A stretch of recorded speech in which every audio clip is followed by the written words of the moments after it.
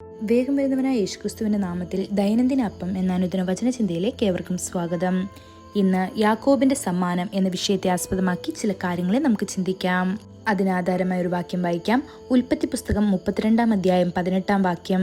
നിന്റെ അടിയാൻ യാക്കോബിന്റെ വകയാകുന്നു, ഇത് യജമാനായ ഏശാവിന് അയച്ചിരിക്കുന്ന സമ്മാനം, അതാ അവനും പിന്നാലെ വരുന്നു എന്ന് നീ പറയണം എന്ന് കൽപ്പിച്ചു. ഒരു കുട്ടിയായാലും വാർദ്ധക്യത്തിലെ ആളായാലും എല്ലാവരും ഒരു പ്രതിഫലത്തിനായി കൊതിക്കുന്നു. ഒരു പ്രതിഫലം സന്തോഷവും സമാധാനവും നൽകുന്നു, കൂടാതെ തെറ്റുകൾ മറയ്ക്കാൻ പോലും സഹായിക്കുന്നു. സദൃശവാക്യങ്ങൾ പറയുന്നത് പോലെ ഒരു മനുഷ്യന്റെ സമ്മാനം അവനെ ഇടപെടുത്തുകയും മഹാന്മാരുടെ മുൻപാകെ അവനെ എത്തിക്കുകയും ചെയ്യുന്നു എന്ന് ഇത് സദൃശവാക്യങ്ങൾ 18 അധ്യായം 16 വാക്യത്തിൽ കാണപ്പെടുന്നു.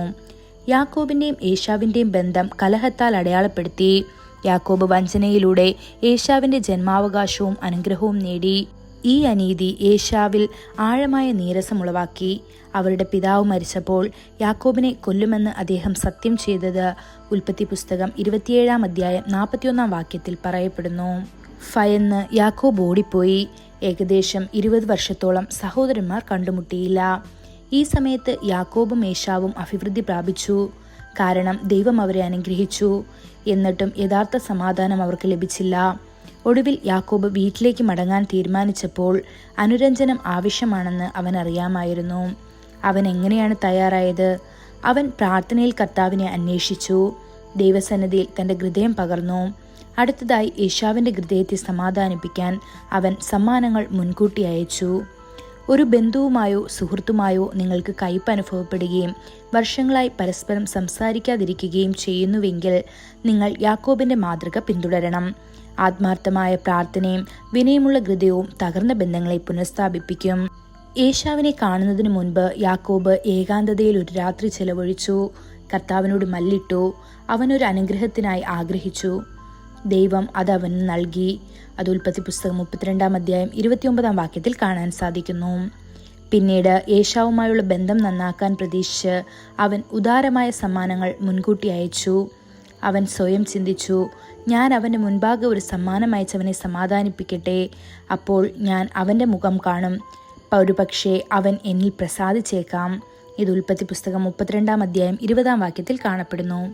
സമ്മാനങ്ങളുടെ സമൃദ്ധി കണ്ടപ്പോൾ ഏശാവിന്റെ കോപം ഉരുകി. പ്രതികാരത്തിനു പകരം അവൻ വാത്സല്യത്താൽ നിറഞ്ഞു. ഒടുവിൽ സഹോദരന്മാർ കണ്ടുമുട്ടിയപ്പോൾ അവർ ആലിംഗനം ചെയ്യുകയും കരയുകയും ചെയ്തു. മുൻകാല പരാതികൾ മറന്നു. ക്ഷമയുടെ എത്ര അത്ഭുതകരമായ നിമിഷം! ഇതാ സഹോദരന്മാർ ഒത്തൊരുമിച്ച് വസിക്കുന്നത് എത്ര ശുഭവും എത്ര മനോഹരവുമാണെന്ന് സങ്കീർത്തനം 133 അധ്യായം 1 വാക്യത്തിൽ പറയപ്പെടുന്നു. കുടുംബാംഗങ്ങളുമായോ സുഹൃത്തുക്കളുമായോ പരിഹരിക്കപ്പെടാത്ത സംഘർഷങ്ങൾ നിങ്ങൾക്കും ഉണ്ടായേക്കാം. വർഷങ്ങൾ കടന്നുപോയിരിക്കാം. വേദന ഇപ്പോഴും നീണ്ടു നിന്നേക്കാം. എന്നാൽ സമാധാനം തേടാൻ ഒരിക്കലും വൈകില്ല. താഴ്മയോടെ ദൈവത്തിന്റെ മാർഗനിർദ്ദേശം തേടുക, ദയ കാണിക്കുക.